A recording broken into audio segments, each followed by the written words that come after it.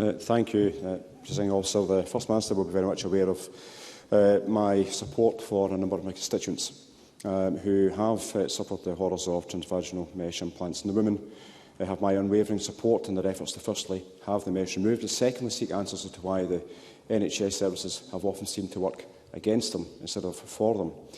Now, notwithstanding obviously what the First Minister has said today, can I ask the First Minister to ensure that the report is considered and responded to as soon as possible, given the continued difficulties many women in my constituency across Scotland are facing at present, but also because of the lack of trust many women actually have had in the NHS, particularly with regards to mesh services.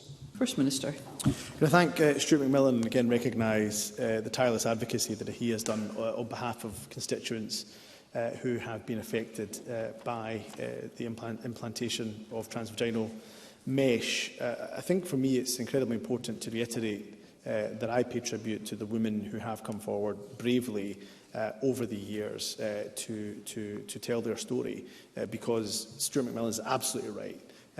Many of them have used words like gaslight. They have not been believed, that they don't have trust in the authorities and the NHS in the various processes that we have brought forward. So it's so important that everything we do, we bear in mind that lesson, that we ensure that we give the survivors in these cases trust in the processes that we're bringing forward. And I've met many women, some of them constituents of mine, others right across the country, who have suffered as a result of transvaginal mesh being implanted. So we will respond, as Stuart McMillan asks, we will respond as soon as we possibly can. And as I've said in my response to Jackson Carlo, I think it would be a good idea that he suggests of bringing a debate to this Parliament so we can have a full and frank discussion and debate about it.